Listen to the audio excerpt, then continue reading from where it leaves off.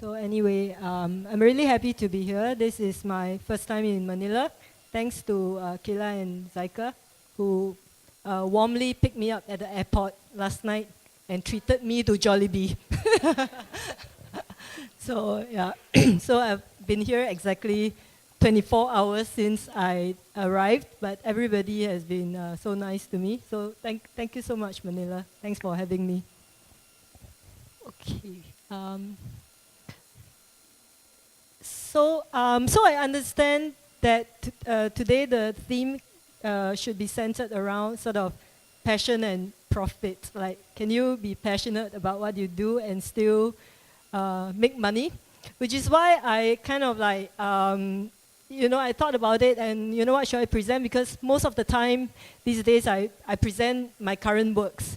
But I thought that might not really fit the theme. So I thought I would, for this session, I would like to share a little bit of my journey of how I started from, as with most of you, started with a dream, with a passion, and with misguided or unguided youthful idealism. And for some reason, this idealism has propelled me to where I am today.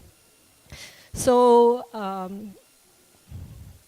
okay. So yeah, my name is Kelley Cheng, and the agency that I started in 2009 is called The Press Room.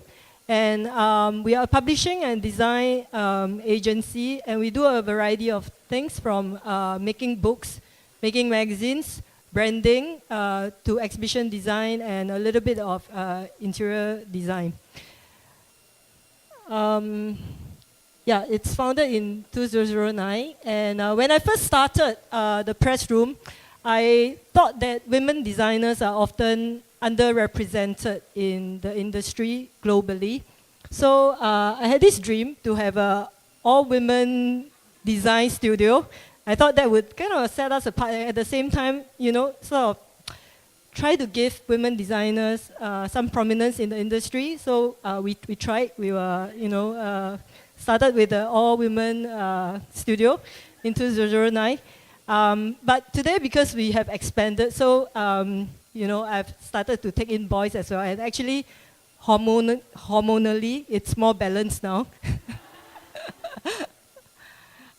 So I'm just going to share a little bit of my story. So I was born in the early 70s, and in the 80s growing up, some of you might be familiar with Singapore. We are very fond of banning things, ban movies, ban music, even ban chewing gum. Everything is banned. So it's, I think in terms of the arts and design scene, it's pretty boring. It's kind of non-existent in the 70s and 80s. So growing up as a kid, if you are vaguely interested in the creative, you really lost. You don't really know where to go to. But thank God, there's one thing that's not banned in Singapore that's exciting, which is magazines. So I grew up looking at a lot of indie magazines, such as The Face, Interview, Dazed and Confused, Ray Gun, Emigro, and all that. And I was so fascinated with them because I really love writing. I love how the magazine is being put together. I love photography. And as a kid, I didn't really know what it is, and publishing is not really like something you could study in school as well, because the only design degree you could get in Singapore up to the 80s is architecture. So as a kid, I struggled. So I thought it's like art. I should just write and make art. And there were not really any platforms or opportunities in Singapore, but I tried to kind of like try my best to make connections with people I know. And in 1988, I was all of 16 years old. The Oddfellas is an indie band in Singapore, one of the first indie bands in Singapore. And I got to know them through indie music magazine, and they know that I do some artwork. So I created an album cover for them, and this is actually a picture of Elvis Presley. And because it's called The Teenage 8, and Elvis Presley is the evergreen teenage boy, so to speak. So I was very inspired by Andy Warhol's kind of art, but I didn't have PageMaker, I didn't have InDesign, there was no Adobe in 1988. So I created everything with my canvas and my oil paintings. So I painted this, I kind of like layered a few films on top of it and to try to create the silk screen effect because I have no silk screen, I was 16 years old. But somehow I managed to put together something, and this was like, I think for the next 10 years, the best-selling independent album in Singapore. So anyway, that was my first break into getting something published, and I was so addicted. And so this is Big O Magazine, the first one and only and ever indie music magazine that was it has a little bit of cult following in the 80s to the early 90s. And I started volunteering my work for them because, let me tell you how I started. It was really funny because it was the only indie magazine in Singapore. So I read it fervently, like every issue, you know. And there was this contest, like, I don't know, you're supposed to write, like, guess something. I don't know, it's a frivolous contest. And I entered the contest and actually won something. So when I went to collect the prize, I said that, hey, look, this is, by the way, this is my portfolio, you know. I could do all these things, like, for free. So of course, they, being indie music magazine, they have no money, and they were really delighted that, you know, this stupid young girl can do things for free. So they started, you know, using me. And so these are things that I created when I was 17, 18 years old. As with what I did earlier, I don't have an Apple computer. Nobody could afford one in the 80s. So I used whatever that I could. I had a camera. So I take pictures, and like this band in the USA, these are all the albums that were banned. Again, I took pictures of the album covers and I created into a canvas and all that. I started creating a lot of covers for them, and these are so old-fashioned that they became iconic today. It was like, even I look at them, I feel a little bit embarrassed, but I thought that, okay, it reminded me of how, as a 16, 17-year-old, that with passion, you know, you can be shameless and you just do what you want to do, you know, and that's the only way in a cultural desert that you could, you know, have a platform to, it wasn't even for fame or money, you know, because I do everything for no money, but it was really just that hunger to be heard, to be seen, and to do something that you are proud of, no matter how silly it look, you know. So throughout my teenage years, you know, I've always been trying to pursue something elusive, which I don't really know what, and I didn't have very encouraging parents or family. I have typical Asian Chinese parents who are like, go and be a doctor, go and be a lawyer, you know, go and be an accountant, go and be all this boring shit that it's like furthest from my mind. And so, which is why I became kind of like a rebellious teenager, because everything that the society then, the Singapore that I grew up in, and what my Asian Chinese parents want me to be, everything that I rejected. And it wasn't easy, I mean, because you are fighting a battle that is kind of like going nowhere. But I persisted, and up till university days, when my parents were like threatening me to choose between being a doctor, to take a doctor's degree, or a business or a lawyer's degree, I chose architecture because I had no other choice. There were no other possible degree courses in Singapore in the late 80s, early 90s. So I ended up studying architecture, which I actually fell in love with. So that actually had a kind of a profound impact on me as a designer today. So anyway, these are some of the things I created. So when I went to university in architecture, I discovered my first Apple computer because we had a computer lab. And that was my first taste of page maker. It wasn't even InDesign yet. And I just went to town with it. I mean, these are all silly things that I've created, you know, with my own paintings, my collage, and I started playing with typography, and I was really excited. I was really happy. It was a whole new world. It's like, oh my God, I am just one step closer to getting my magazine, you know, to get my own magazine out there. So I was playing with all these things and not really knowing where I was going. So after graduating, I was an architect for like maybe a year or so, just to demonstrate to my parents that I really tried, but I'm in so much pain. I really cannot do architecture, you know. So finally, in 1999, my dream came true. It was all I ever wanted to do my whole life, you know. So I was really, really happy when the magazine was launched in 1999, and that was just a little bit pre-internet days, so I would say kind of like right time, right place. And this magazine really, it was like the wallpaper of Asia, and it just got a massive following in Asia overnight. And I was very surprised myself, and how maybe I want to share a little bit how this magazine was started, because everybody would say, where do you get the money and all that? Of course, it didn't come from my parents, you know, because they were horrified when I said that I'm going to quit being an architect and I'm going to start a magazine. Oh my God, I was like the worst daughter in the whole entire world. They were scolding me like upside down. They want to disown me and all that.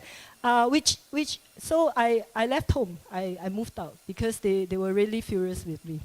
They thought, as typical Asian Chinese family, again, they thought that, you know, we put in so much money, you went through 6 years of architecture, you had 2 degrees, and you want to start a what? So it's like just beyond them. And it was beyond me too, actually. So anyway, I had this, I wrote this really detailed proposal of how I wanted each magazine to be. And I started to ask around, like, my friends and who knows a printer. So I started talking to a lot of printers and try to propose to them. So my deal is as simplistic as this. Okay, you do the printing, I'll do everything else. And when we make money, it's a 50-50 deal. So of course I had many doors slammed in my face, because everybody's like, you know, who the hell are you, small little shit, you know, like start magazine. So but it's true, I didn't know what I was doing, but I just felt that it was a dream that I had to pursue, because I don't want to live my life regretting not doing something that I love so much. So I went printer after printer after printer, and finally a really small printer, who is a friend of a friend of a friend, you know, really shady guy. But I was desperate. So I told him the simplistic deal that I had. You know, that was the so-called business proposal. There was no figures or whatever. It was just like 50%, 50%. And he agreed. So in the beginning, I really did everything. So if I think most of you are very young, but for the people who are slightly older and have seen each magazine, the first few issues, I wrote every single article. I took every single photo. I did every single layout. I did even the distribution of the magazine. And this doing everything is critical and pivotal to where I am today, because so after 2 years of publishing this, and after having garnered a little bit of reputation in the region, what happened? Why the region? Oh yeah, so I approached Page One then, which was a distributor for books and magazines. I spoke with the distribution manager. I said, can you distribute this for me? And she said, yeah, okay, we'll take 100 copies every issue for a start, and we'll distribute it for you in the region. So from 100 copies, within the end of 2 years, they were taking 500 copies. And I delivered every single time myself. So I was this like all of 1.57, carrying like cartons and cartons and cartons and cartons of magazine. But this is the power of youth, because I was fueled by passion, and I would do anything to make my baby grow. So I was basically sending these magazines to Page One, every single issue, diligently. And one time, when I was delivering this, there was this man that looks like a warehouse supervisor or something, which I've never seen before at the warehouse. And he said that, "You're so small, why are you carrying these things yourself? Get the man to help you." So I said, no, it's okay, I can handle this. So he said, no, let me get someone to help you. So someone came to help me. So in my mind, that's the warehouse supervisor. And then 2 years of publishing this, one fine day I got a call from the distribution manager of Page One, and she said that our CEO wants to see you. So I was like, what the hell? Why would he want to use the magazine selling badly? Like they want to pull me off the shelf or something. So anyway, I went to see him, and then so I was waiting. I said, okay, the CEO is ready to see you. So I knocked the door. Hey, warehouse supervisor! So he turned out to be the CEO of the company. And so as it's so cliche, but this, I swear, this is a true story. So he said, I was really impressed with you. I saw you delivering your magazines and all that, and I know that this is the person that I want to work with. So he told me his plan. He said that I want to start a publishing company under Page One, and I want you to be the group creative director. I want you to be the editorial director, because I followed every single issue of each magazine, and I really love it. I think you have something. So each magazine was a little bit of like a pre-blog day. I was like a blogger, because I used to rant and complain in the editor's note, like really lengthy ones. so that was like, funnily, that was how I built my following, because everybody thought that, people are just voyeuristic. They want to know how bad your life is, what you complain about, what the shit is happening with you. So I had this following who completely followed the magazine, because they just want to read about the ranting, including the CEO of Page One. So anyway, so he said, okay, so I have this plan to do 150 books a year, and I want you to take the lead on this. So I said, yeah, it was very exciting. I was very excited, as at that point of time, 28 years old. I was like, oh my God, where is this happening? Getting a heart attack, what's happening? So anyway, I told him that of course I'm interested. I mean, this is you can think with your toes and you'll be interested, right? As a 28-year-old. So I said, I'm very interested, but I want to know, how about Ish, right? And he said, I'm sorry, I'm not a magazine publisher. I'm a book publisher, so you have to let it go.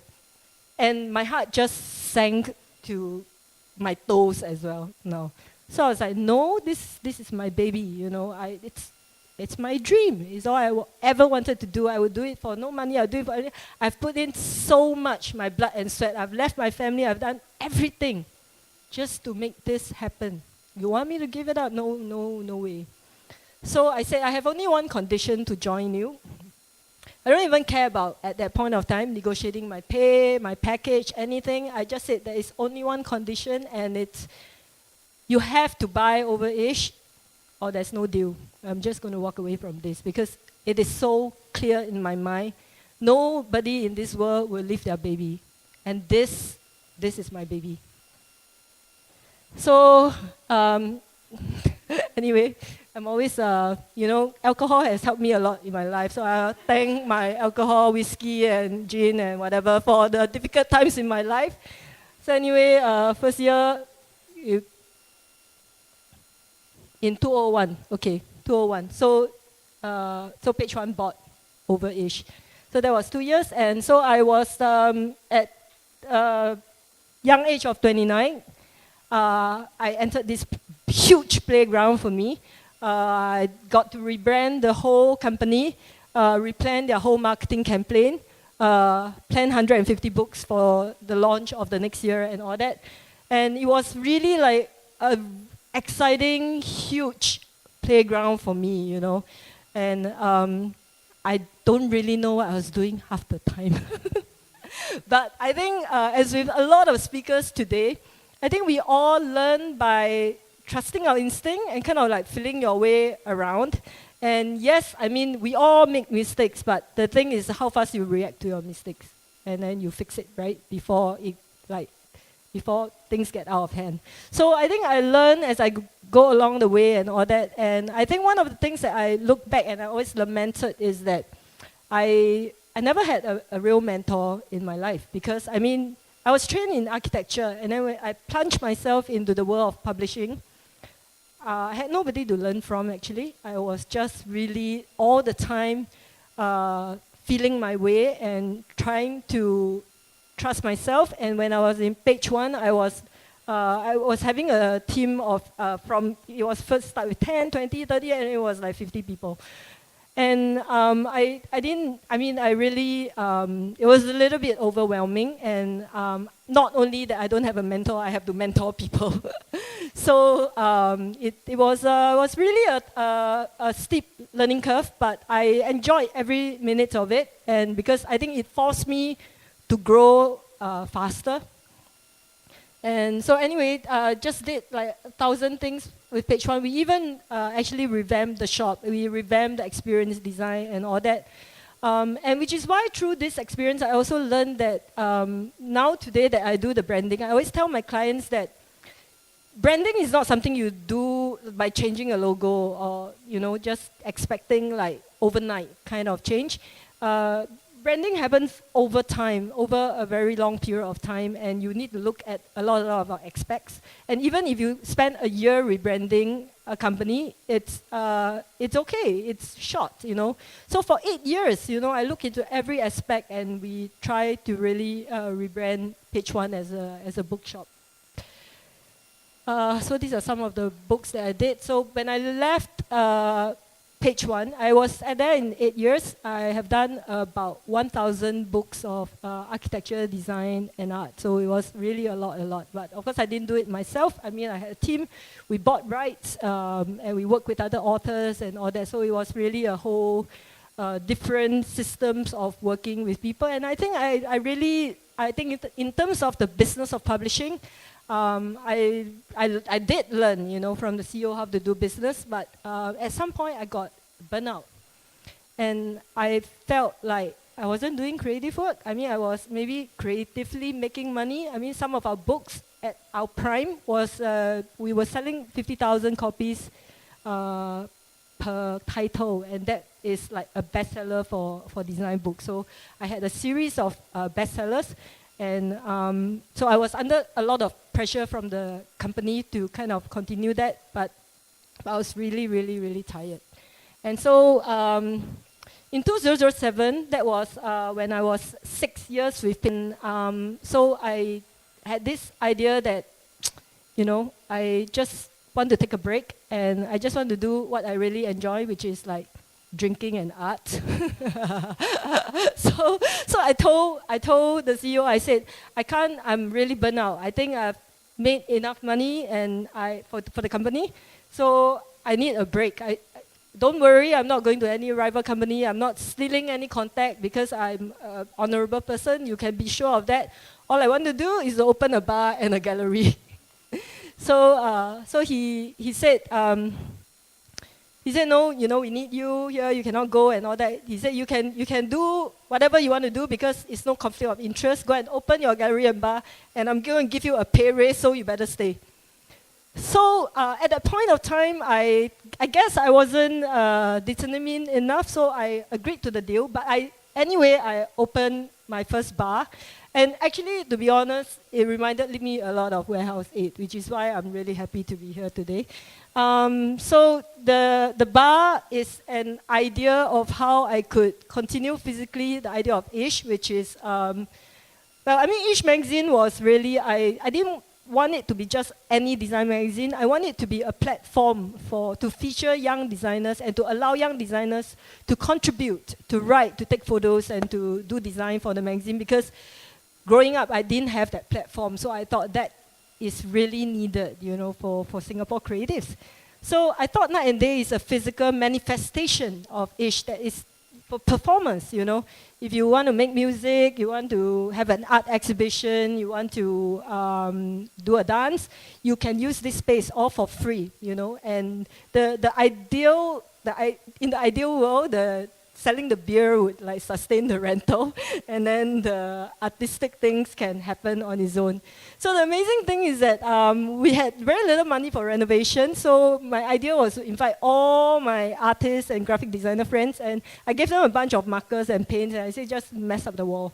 And they started messing up the wall, and after that, I always leave a bunch of markers in the bar, and I told the bartenders that ask everybody to do whatever they want. And by the end of it, every single inch of the wall was filled with text, with graphics and all that, and the ceiling was 3 meters high. We had graphics on the ceiling. So like drunken people, they would stack themselves up and they would draw on the ceiling. So this is, in a country where graffiti is not allowed, this is the place where you unleash all your anger. You can draw anywhere you want. Even in the toilet, every CM was being filled. So I was really happy. This is actually my partner, Randy, who is an architect. So we share the building of 4 stories together. The top floor, the art gallery, is my office and the gallery. Third floor is Randy's office. Second floor is this bar, so filled with gravity. And first floor is actually a cafe.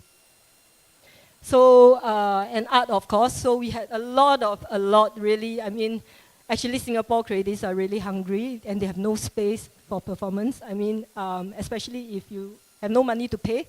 So we have so many people coming to us. They want to do shows. They want to do dance, sing, and all that. So it's a really, really vibrant place, and which is why this is actually the collaterals, which I happily did the branding. So the name Night and Day is actually the Cole Porter song, if you guys know. I really love jazz, and Cole Porter is one of my favorites, so it's named after that. And also, I like Virginia Woolf, so she had a book called Night and Day.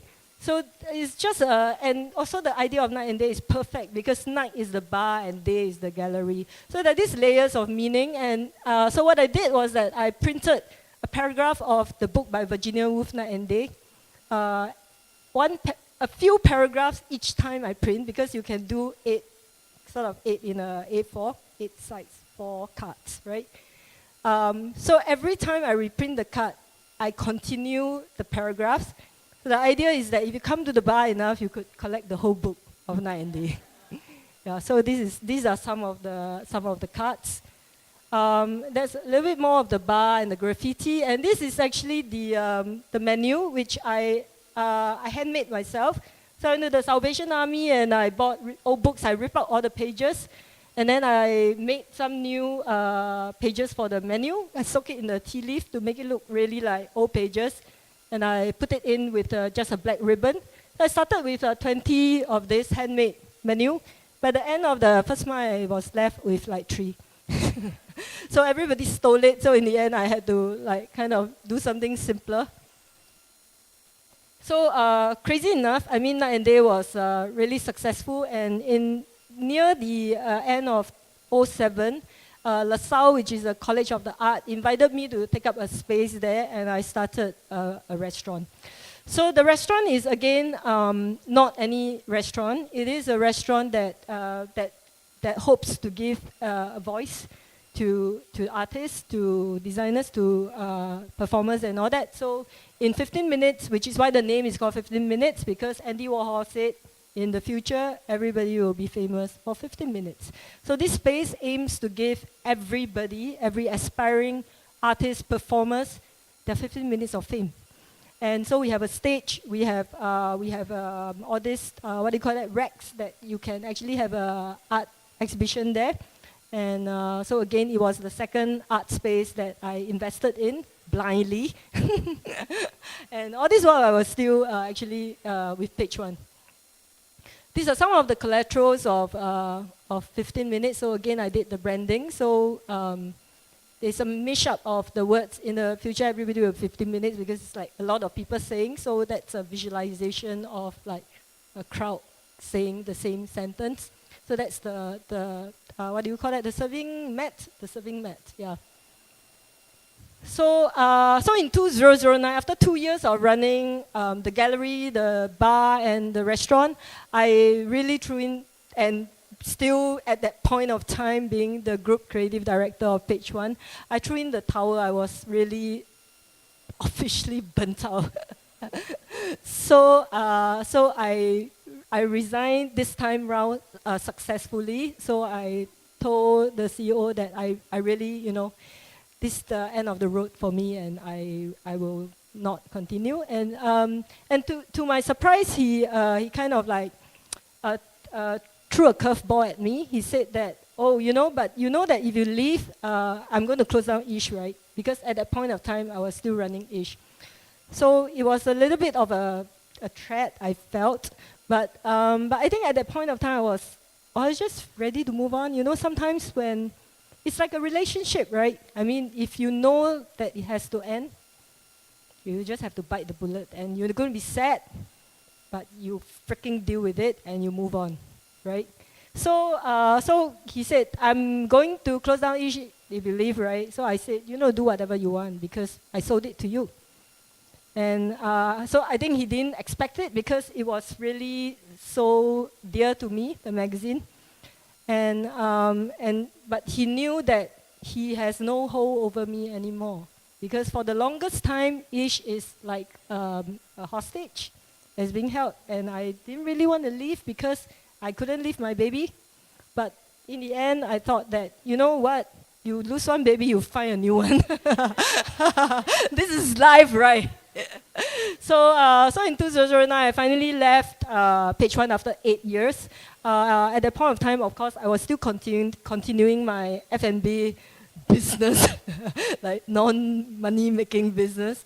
And I started the press room in 2009. So as with any new business, again, the beginning was tough. I mean, I didn't really have any clients or whatever, and again, holding on to my integrity, I will not touch any of Page One's client or any of my previous contact, because that I want to walk away with my head held high.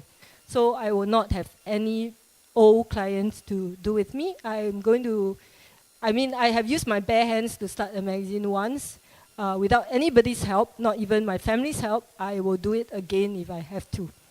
So started in the press room. I thought, never mind, I'll take it slow. You know, if there's nothing to do, I'll just have a beer in night and day. You know, it's not a big deal. So let's have a drink again.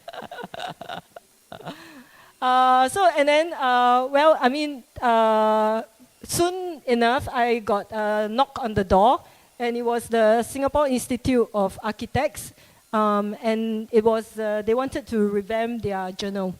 It was a 40-year-old journal called Singapore Architect, and because of my architectural background and my experience in publishing, they said, you know, why don't you help us to revamp this? You know, you can take on both the role of the editor and the creative director and just give us a brand new look, just give us a fresh look. So it was a really exciting project, and I was really appreciative because, I mean, stepping out of Page One, you know, you're like, where to go, what to do, and I thought this was like really a great project to take on. So so I revamped the magazine, and I really wanted it to be different. For me, I think architecture magazines are always kind of like a little bit intimidating for the everyday man, and people are a little bit afraid to pick it up and all that. So I wanted to kind of soften the whole look and all that. First of all, in terms of the content-wise, I curated every issue to be thematic. So with the theme, I would also create a graphical cover to kind of like convey that theme. So it becomes very interpretative, and every cover is like a poster.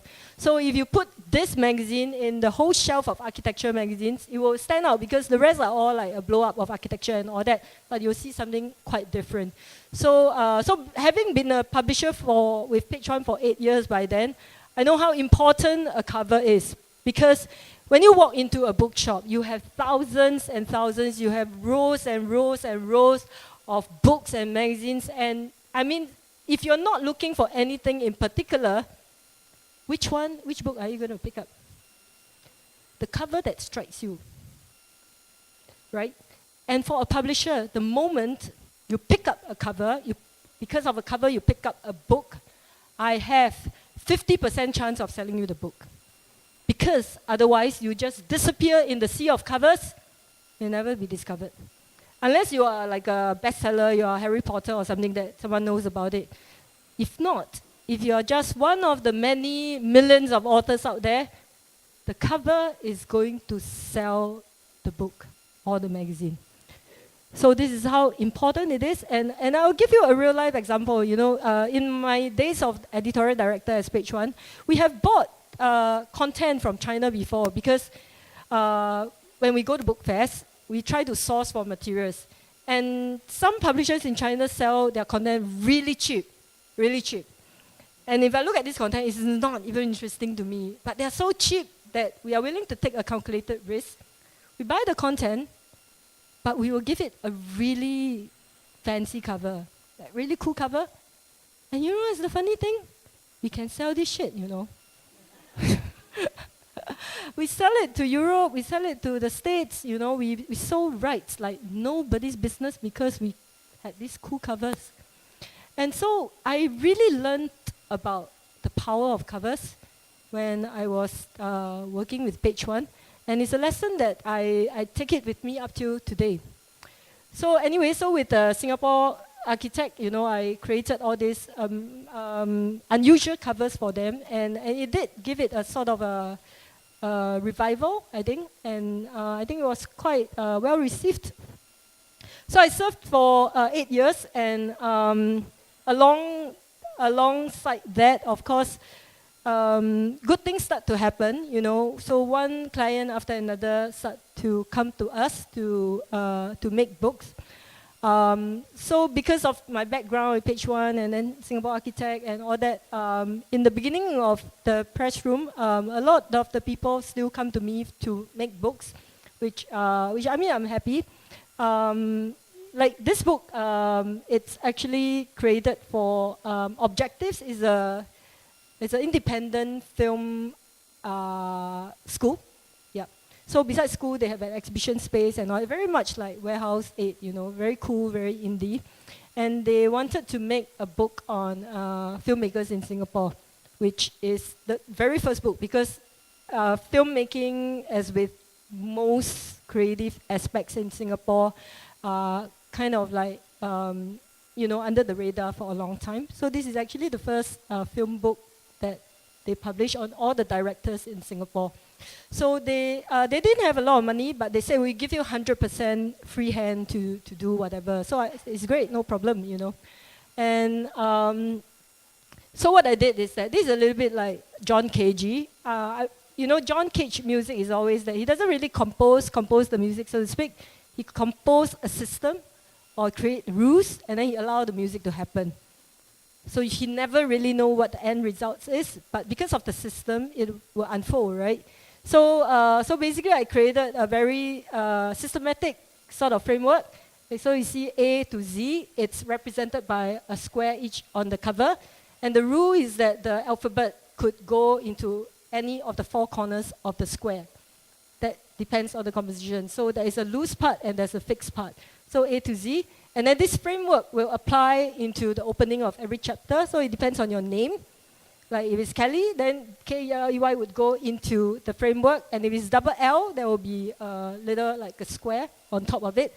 So the design unfolds for every chapter, and it's completely different because every name is different. So within the system, the design happens. So I started to do a lot more of this very experimental kind of design and design that are much more conceptual, because these are things that I cannot do in Page One.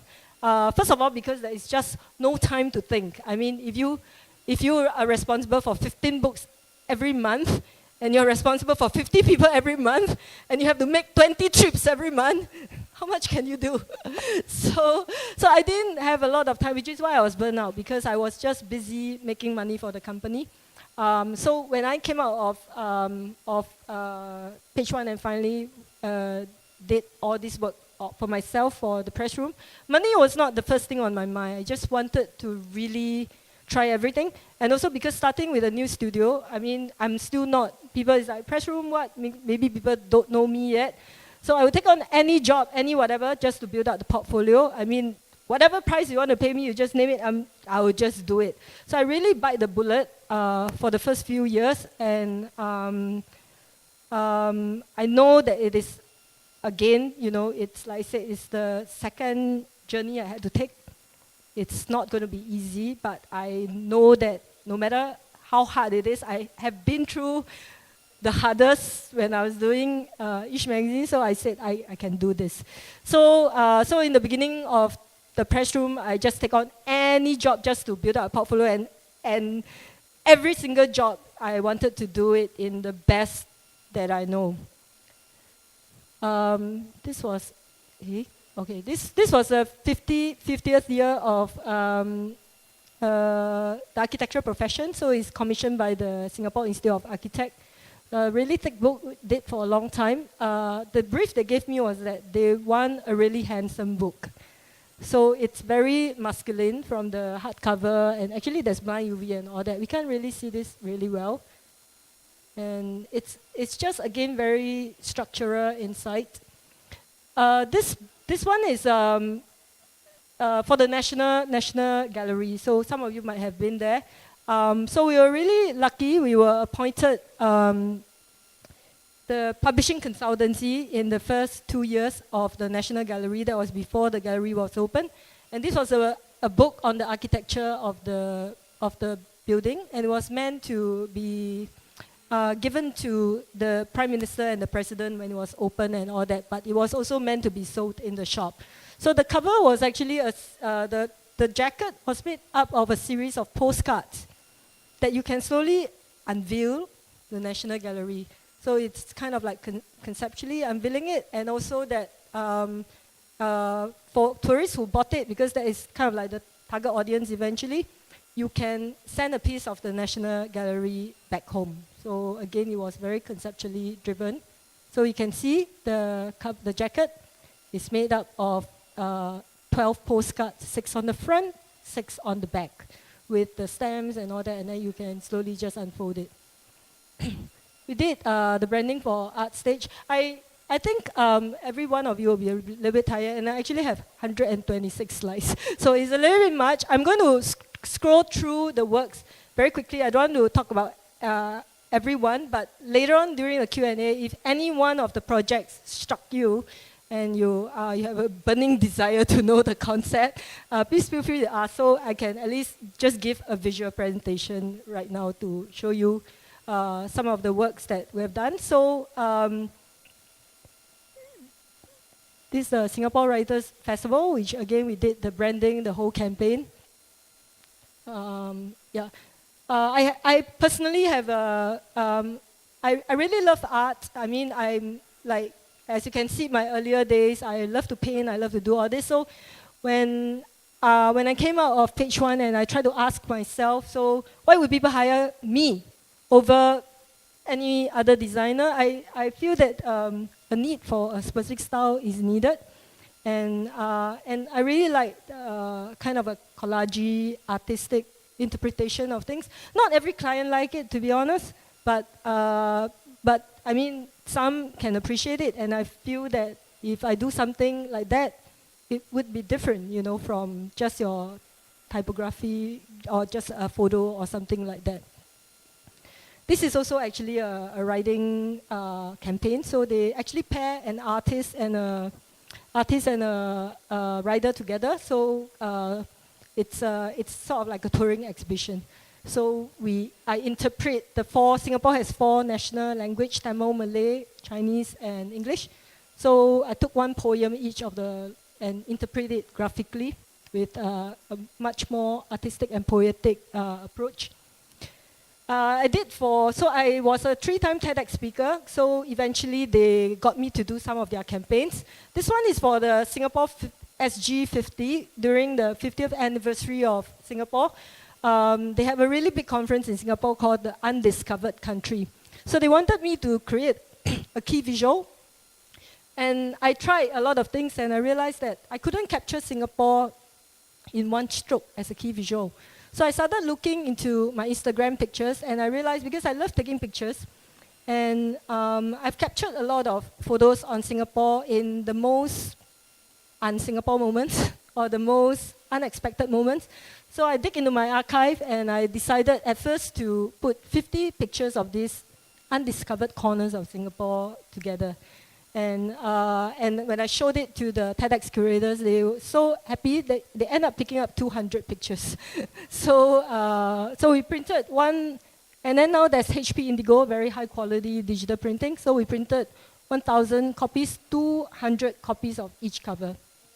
200, no, wait, 50, 200, yeah, 50 copies of each cover, whatever. So anyway, we printed a variety times 5, yeah, five covers of each of these covers. So everybody becomes a talking point, because when you go to the conference, everybody has sort of like, you can pick your own cover and pick and choose, and you're like, oh, this is Singapore, I never noticed it. So these are some of the covers. It's the inside of the book. These are the name tags that we did. That's the poster with the 200 pictures that taken by me on Instagram. That's the stage, again, all made up of the photos. Okay, these are the Youth Olympics that we did all the graphics for them as well. This is the Esplanade. The Singapore Pavilion in Yosu in Korea. So we did the exhibition design, the web design, the branding for them as well. This is the exhibition space that we did. So if you have been to National Gallery in Singapore, every single signage, wayfinding that you see it, next time you can tell your friend, hey, I know the person who designed this. So I did the National Gallery graphic system for them. So this is the gallery itself.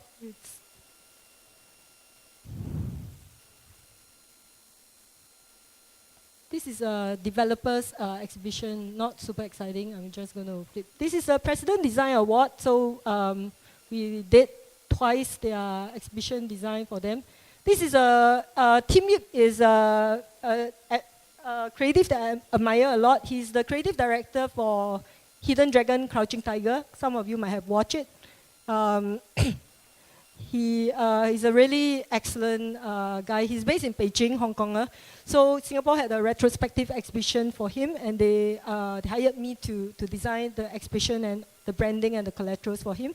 I had the honor of going to Beijing and work with him personally, and so this was the end result that we did the exhibition for him. I did an exhibition for an architecture firm in Venice. These are some of the non-profit things I do. So this is a stage design. 5 minutes, okay, I'm just going to wrap up very quickly, almost done. Some covers I did. This is for actually my hand-drawn illustration for a glass design. Singapore has this company called Super Mama. So they get local designers to create sort of sand-blasted patterns for their glass. This is for auctioning, so I just wanted to create like a Chinese paper cut kind of thing, and it was donated to some charity in Singapore. This was for exhibition of like how you can interpret books. So they'll give you a book, and you're supposed to mess it up. So they gave me a book on Lady Gaga, which to me, Lady Gaga is like this generation's Madonna. So I redid the whole book in the Madonna Gaga, and every picture where there is Lady Gaga, I stick a picture of Madonna's face on it. So it was kind of like a fun project, and I redid the layout in a kind of flashy way. Yeah, so all the faces become Madonna's face. Okay, this is the last project I'll share today. It's a shoe for Onizuka Tiger. So they had their was it 50th anniversary or something last year? Yeah, I think it's 50th. And they commissioned 50 designers to each design a pair of sneakers for them.